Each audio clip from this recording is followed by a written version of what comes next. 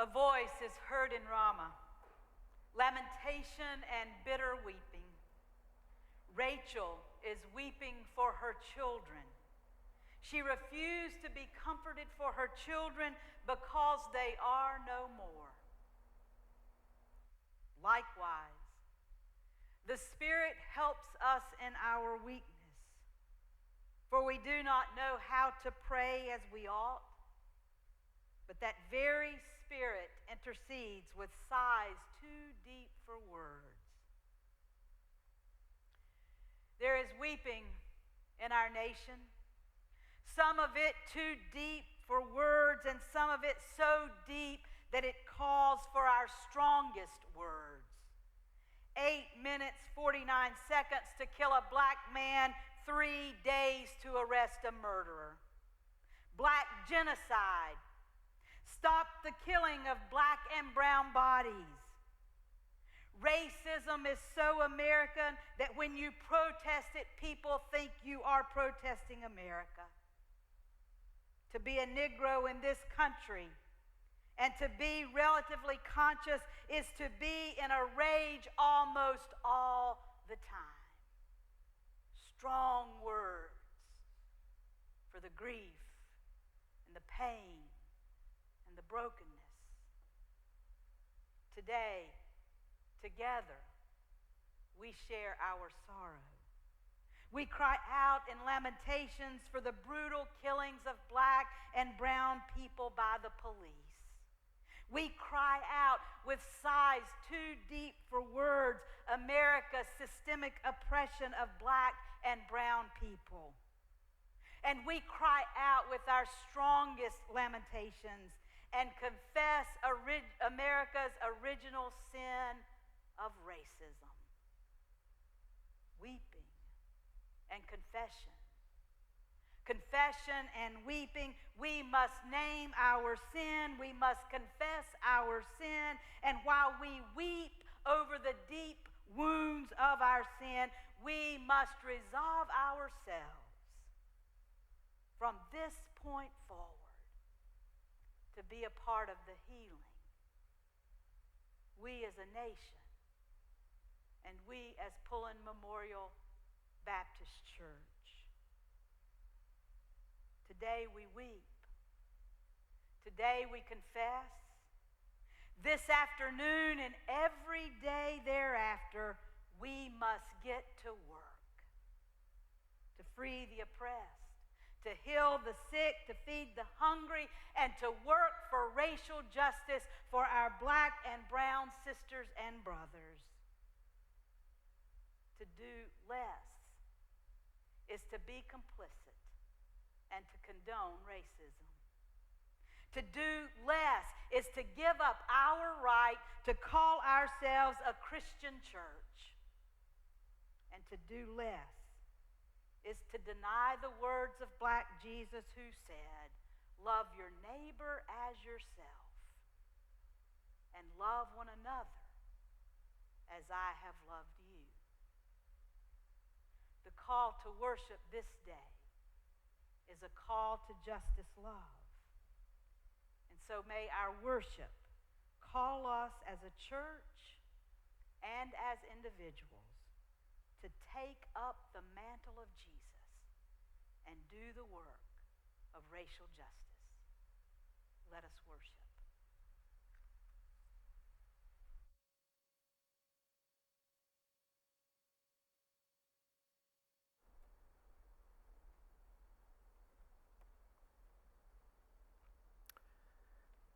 In the past 2 weeks, being shocked and speechless after hearing of yet another shameful killing of an individual black person, a hymn came rushing to my mind, helping me to express anguish and anger. The hymn is by Brian Wren, and its first stanza expresses these cathartic words: "The horrors of our history are vast, beyond belief. We greet each new atrocity with bafflement or grief. Yet, all the evil energies that haunt the human race come not from alien galaxies, but from our inner space. And terror, pain, and genocide intrude on every prayer with shades that whisper, "Where is God? If only God were there." With this hymn, I lament and confess the truth that the atrocities we've witnessed are the direct result of our own shameful past, of this nation's immoral history, and not of some outside force. This is our own doing and of our own making.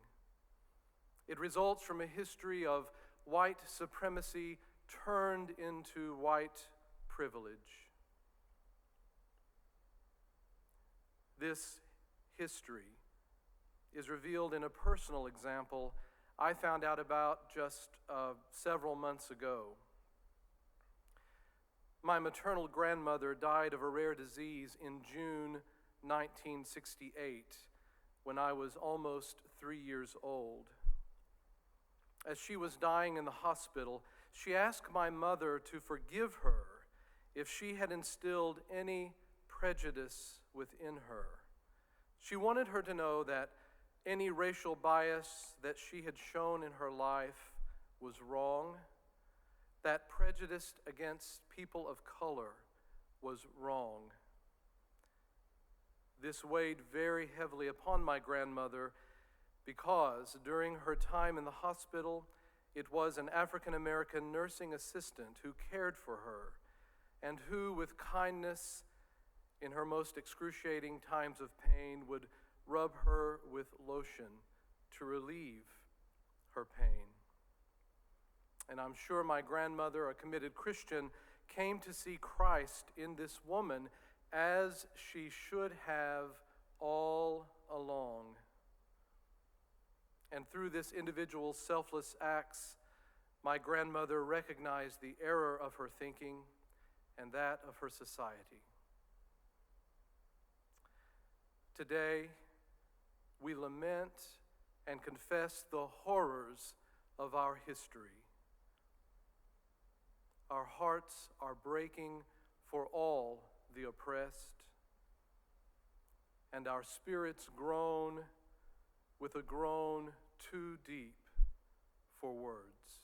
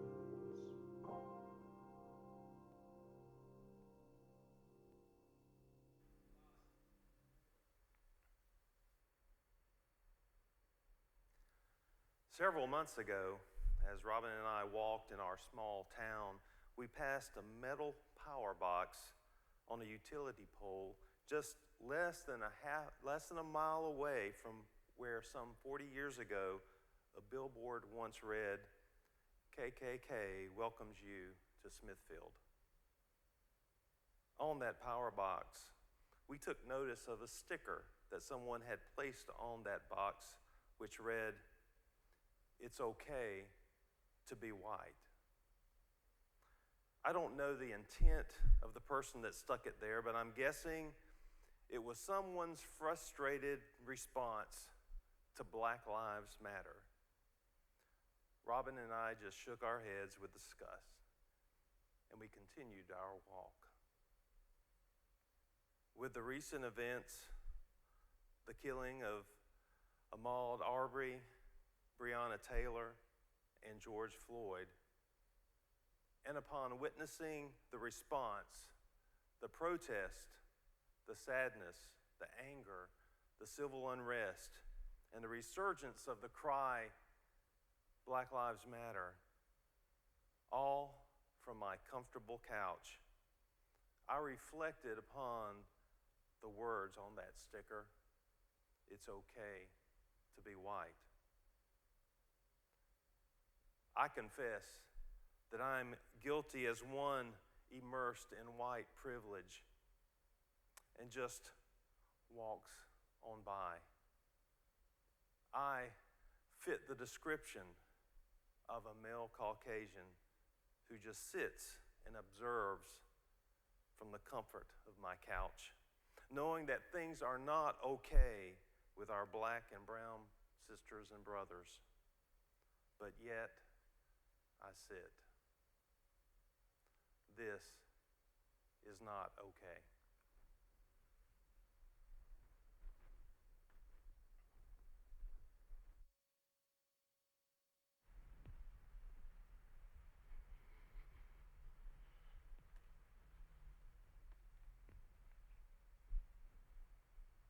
Without really thinking, I said yes.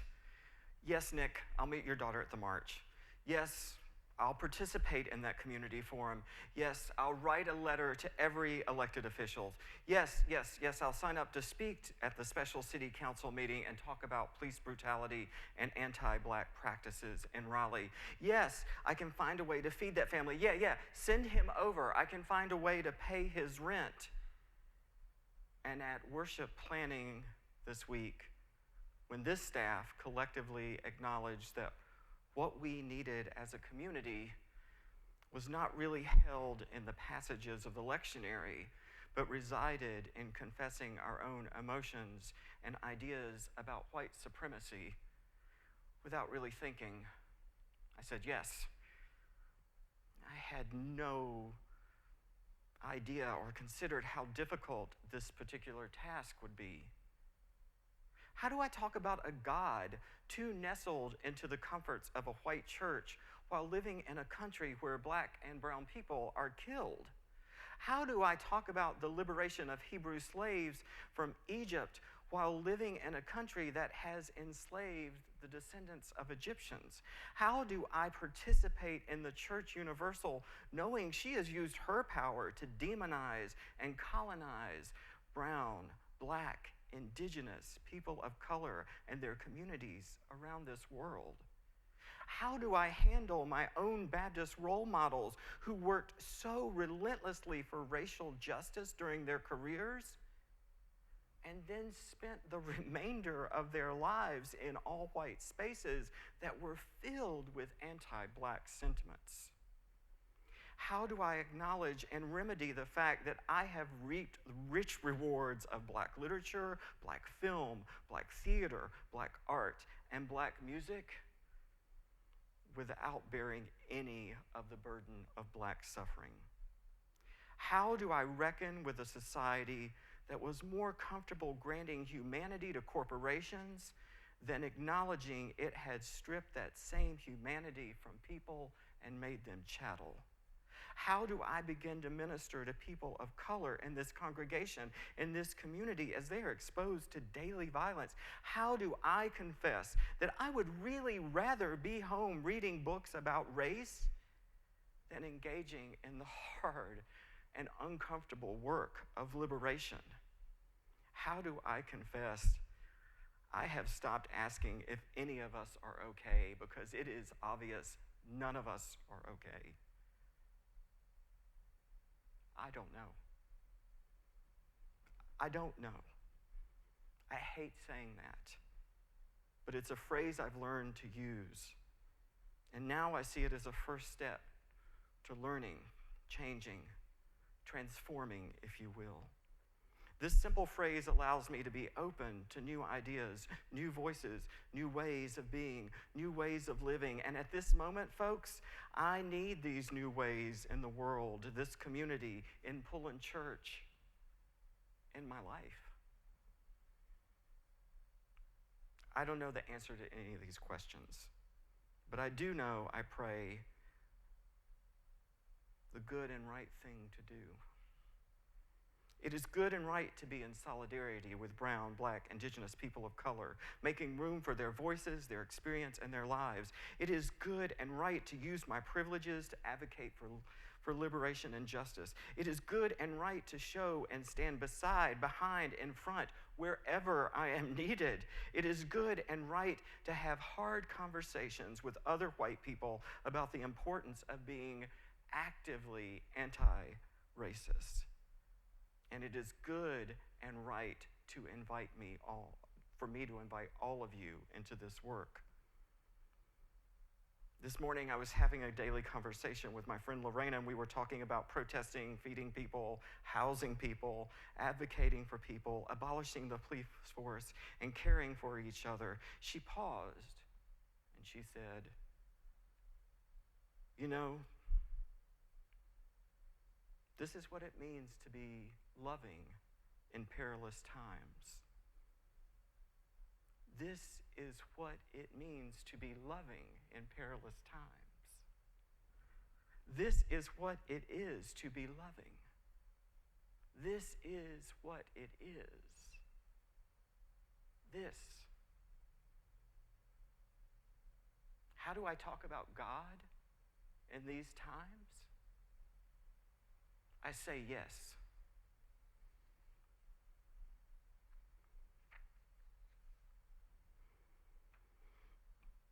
This morning, we remember the following in the joys and concerns of this community. We grieve with the friends and family of Rob Morrell, who passed away last week. Trevor Colleton's grandmother, Elizabeth S. Colleton, died on Sunday at the age of 95. Her service was held last Thursday in South Carolina. Trevor is deployed in Kuwait and was not able to attend. Jennifer Parker had back surgery this Monday, June 1st, at Rex Hospital. She is now recovering. Mary Wayne Watson requests prayers for her friends who are experiencing health issues, Florence Eason and Janet Caldwell Swan. Kathy Wagner is asking for prayers for Penny Shelton, who is having spinal surgery on June 16th. Clint Mitchell's mother, Lamona Mitchell, fell and broke her kneecap. She will have to be off her feet for 6 weeks. Rita Rakeshaw requests prayers for her friend Terry Gleason, who lost his son in Maryland to COVID-19. Lourdes Rodriguez's brother, Francisco Rodriguez, died at the age of 91. Mary Kilburn, in the death of her husband, Eric Elwood, who died of cancer at the age of 97 on May 27th. We grieve the death of Breonna Taylor, George Floyd, and so many other people who have died at the hands of systemic racism. We hold all of these requests in our hearts and in our bodies. Will you join me in prayer?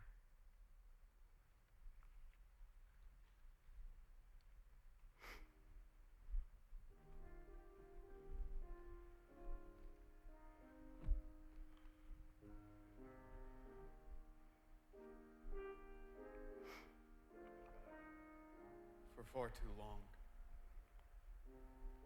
deafened by racism, deafened to the cries of my black and brown siblings, by this inherited thing. I could not hear a thing. And God, when I finally listened to the still small voice inside of me to open my eyes and ears, I still remained silent.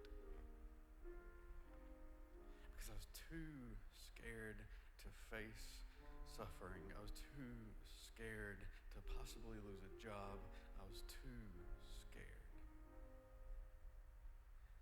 My fear equaled silence, which was violence. No longer, God. No longer.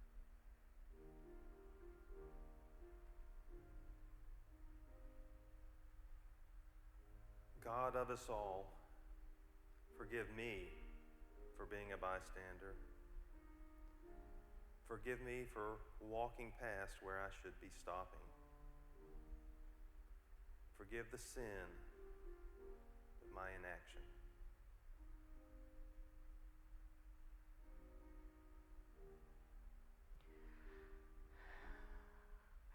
I don't know if I will always have the right words,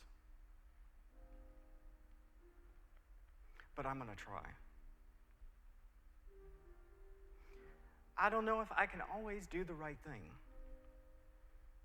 but I'm going to try. I don't know if I can show up in all the right places, but I'm going to try. I don't know if I have the strength to talk to everybody that needs to be talked to, but I'm going to try.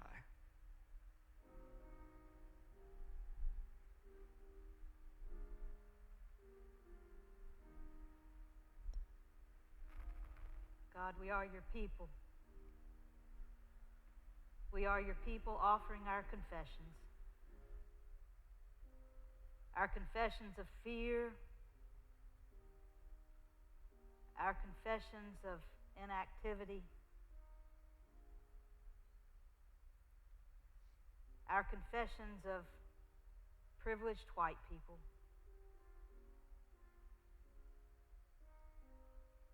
Hear our prayers, oh God, for your children are praying. Forgive us. Forgive us.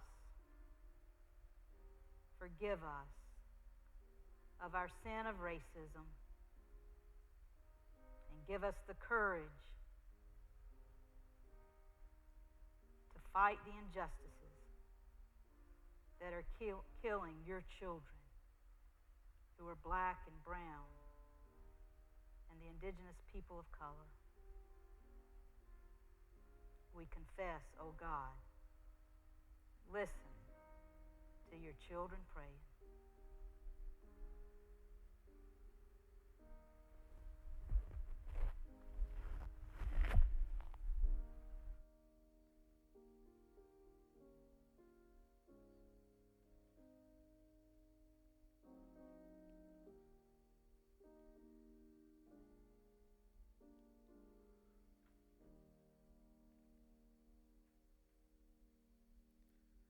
Charlottesville, August 2017, we were there. We witnessed white supremacist groups marching in military unison with military-grade weapons. Aimed at invoking fear, they gathered. They snuck up behind us. They threw smoke grenades, cans and bottles full of urine or concrete at us. They marched in the streets, attacking black and brown people who opposed them. Some of them took pictures of us so that we could later be terrorized in our personal lives. They marched with torches at night and surrounded churches full of people. Churches. Then one of them drove a car through a crowd of us, injuring and killing people. Months of trauma therapy still has not released the fear in my body when I hear the sound of a roaring engine. White people, you called them good people, fine people. You said they were just expressing themselves and their frustrations. You brushed those atrocities under the rug because the explicit racism that permeates our society is how you really feel below the surface of platitudes, thoughts, and prayers. Minneapolis, New York, LA, Raleigh, and cities across our country. May and June of 2020, we nonviolently and unarmed protest the murder of George Floyd by a police officer. We sit outside the Capitol building, the city council, the governor's mansion, police stations, and courthouses trying to have our voices heard. Those who have suffered for centuries under the boot of systemic racism, holding grief in their bodies that has been passed down from generation to generation, express their grief and burning anger in the streets. And you call us pathetic, thugs, snowflakes, lazy. And you send the military into our streets to put an end to it because you can't bear to hear the truth. The cognitive dissonance between these stories is itself too great a burden to bear. Real people whose lives have been marked by the pain of systemic racism in this nation are crying. The fact that it took me almost 25 years of life to hear that is indicative to just how strong and deeply embedded white supremacy is. But the language you have used to divide, we will use as fire to burn down the barriers to liberation.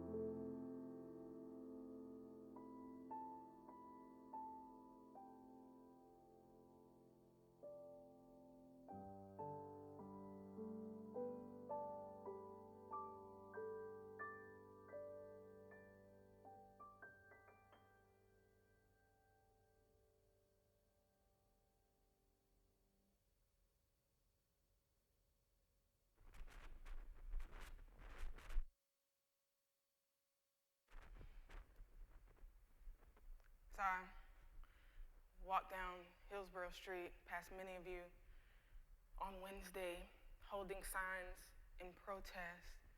There were several occasions where my eyes welled with tears. It was an emotion that had surprised me, one that I had not anticipated. And when I began to investigate it, I thought that part of it was the fact that as a Black person in this country, I've not often felt supported by white people, and especially since this current administration. And so to see a group of white people in support of Black lives was overwhelming, and it was in many ways a healing balm. And don't get me wrong, over these past few weeks, many of you, many of my white colleagues have reached out to check on me and see how I'm doing. And I appreciate the act of care that demonstrates for me. And yet I understand that your care for me will not protect my life as a Black person in this country. So I think what made the difference on Wednesday was seeing you holding signs with names like George Floyd and Breonna Taylor and Ahmaud Arbery and Eric Gardner and Michael Brown and Trayvon Martin and Tamir Rice, people that you did not know, making a statement that unequivocally, no matter who it is, Black lives matter. Because in many ways, I've earned the opportunity for you to love and care for me and respect me. I've checked off several boxes of respectability, met some educational requirements just so I could be in this space where you can get an opportunity to love me and to know me and to respect me and to care about my Black life. But when I saw those signs I saw those names and those signs, I knew that it wasn't just a care for me, but it was a care for all Black lives. And the only way the lives of the Black people that we care for as individuals can be safe in this country is if we care unequivocally for all Black lives, no matter if they've checked the boxes of respectability or not. And so I want to commend you for showing up because it means something and it matters. And in this fight against injustice, I won't always be able to commend you. Sometimes I'll have to challenge you. And so I want to say thank you for showing up. I want to say continue to show up for all Black lives. And some people say, what do I do? And I don't always have the answers. I'm not an expert in every field.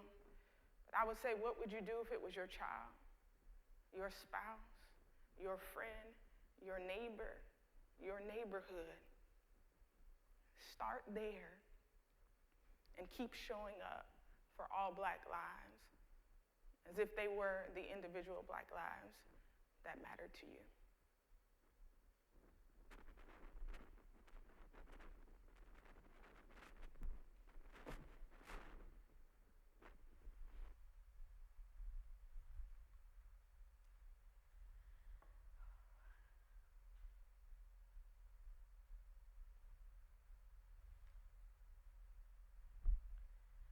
We are a broken nation. We are a broken human family. Walking through downtown the night after the first protest, what struck me was all of the brokenness, the broken glass, the broken spirits of people who were there crying out in anger.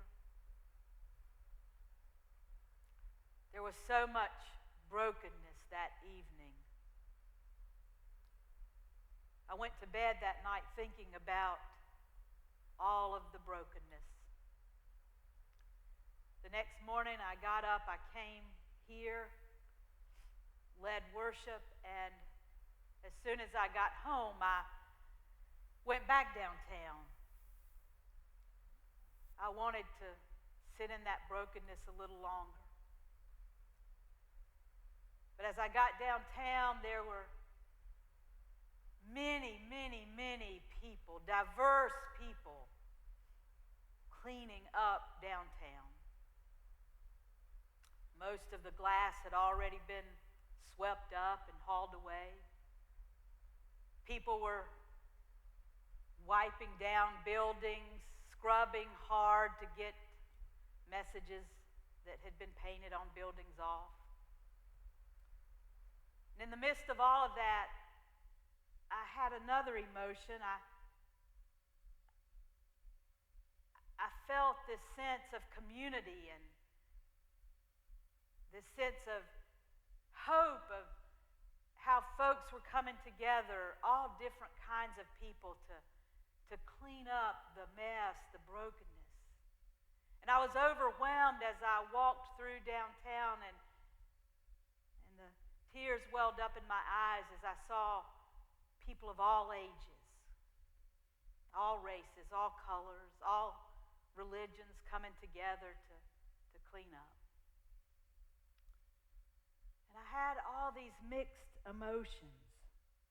It was so moving to see that effort, that unity. But as I continued to walk, I wondered about our inability to sit with the brokenness,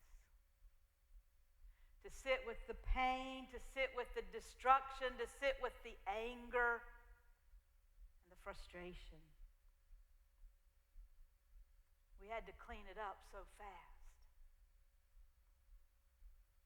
Those of you who know me, you know my OCD tendencies. You know that it's my need to have everything in need and in order and picked up and cleaned up. But on that Sunday morning as I walked through downtown, I wondered how our collective need and my need to have things neat and cleaned up and sanitized keeps us from seeing what we need to see. The pain, the brokenness, the anger. How does our need for order keep us from hearing the cries of our wounds that are still raw and open, and no matter how much we try to clean up and sweep up, it's not going away?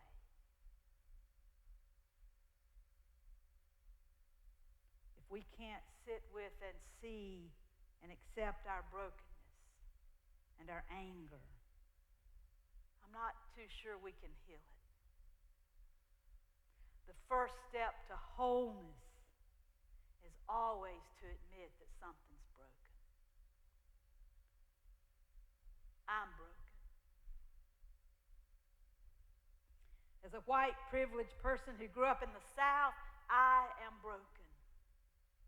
I grew up in a part of North Carolina where it was not unusual to see the Ku Klux Klan burning crosses on the side of the road at night.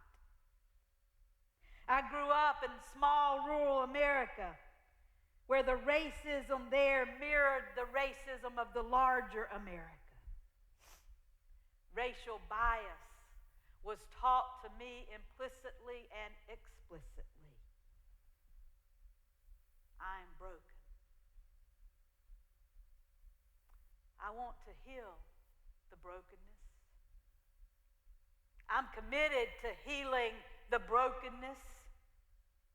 People like William Barber and Barbara Harris, and people like Roz Pellis and Yara and Charmaine and Kojo and Erica and Shalise Overy have helped me heal some of my brokenness through authentic relationships, honest conversation, and oftentimes hard conversations. But I have more work to do. A lot more work to do. We have work to do. A white, predominantly white Baptist church in the South. Yes, we have a long history of social justice, but my friends, we have so much work left to do.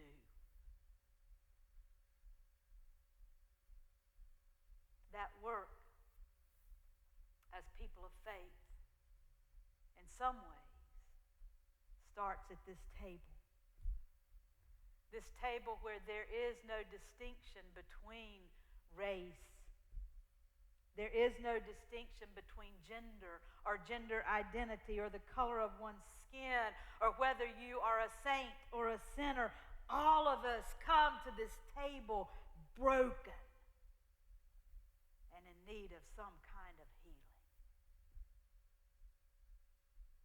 This very table, Shalise, represents brokenness. A broken system that condemned a justice-loving man of color to death. Out of that brokenness, out of that violence, out of that pain and anger, Jesus says that love is stronger than hate. And that death is not the final word. This meal calls us to love. But it also calls us to risk our lives for that justice love. And until us white people are ready to risk our lives for that justice love, there will be no justice. I don't know what you will discern as your calling and what we are called to do in these times as people of faith. We all have to follow our conscience. But this I know, if we're going to continue to call ourselves a Christian church, we have to meet at this table where brokenness is represented. And we have to see it, and we have to hold it, and then we have to move out of this place, willing to do our work individually and our work as a church to fight racism, to fight Islamophobia, to fight xenophobia, to fight all the isms and all the phobias. But in this moment right now, we must focus every one of our resources and all of our energy to confess our sin of racism and to work without ceasing for racial justice for our black and brown brothers and sisters, for the indigenous people of color that are God's children. Let us begin at this table where brokenness is real and healing is possible. The bread was broken.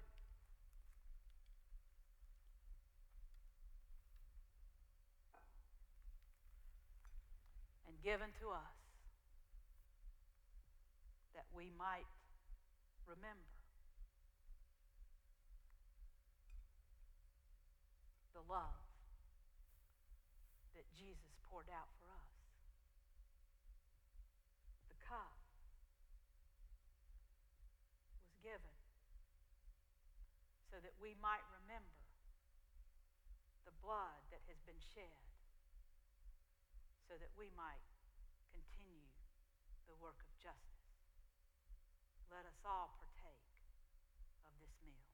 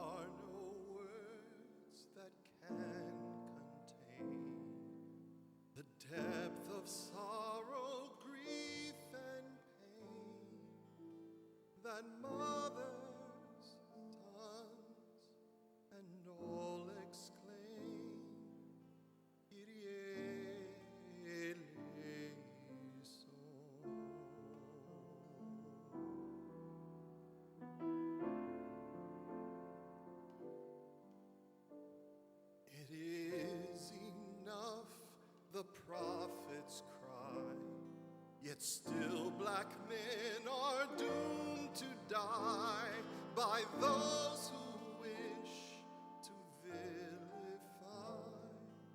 Kyrie eleison.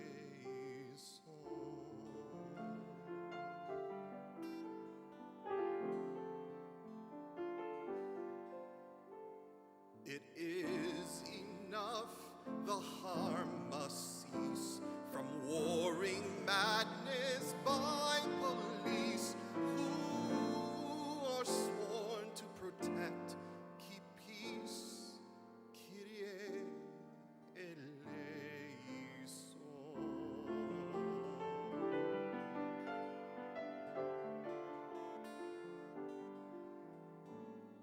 It is enough, we cannot wait. No more excuse for bias, hate, your savagery we cannot take. Christe eleison.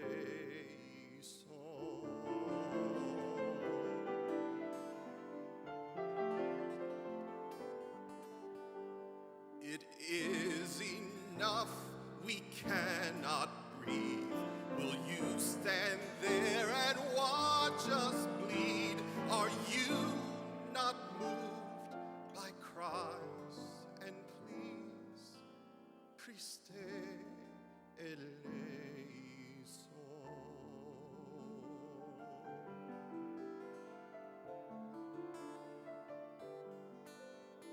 No, no more death, it is enough.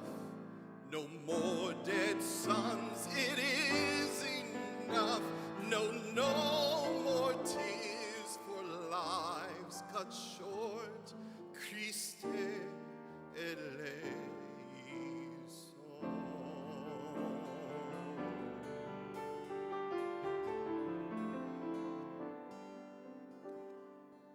Oh, my soul, it aches and yearns for a day when passions burn for others with deep love, concern. Kyrie eleison.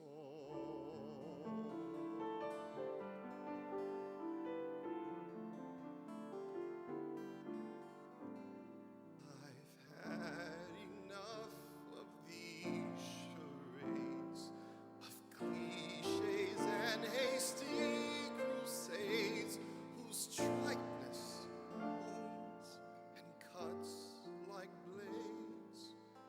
Kyrie eleison.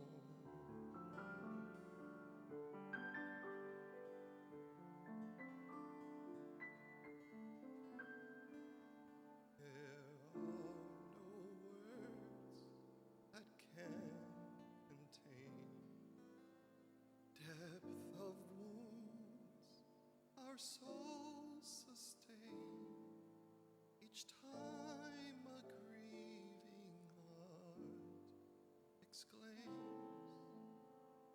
Kyrie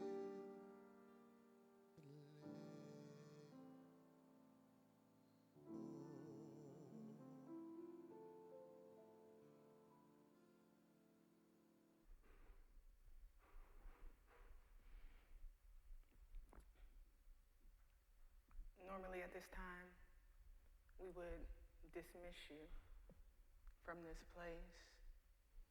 And yet Nancy reminds us that sometimes we need to sit in the brokenness.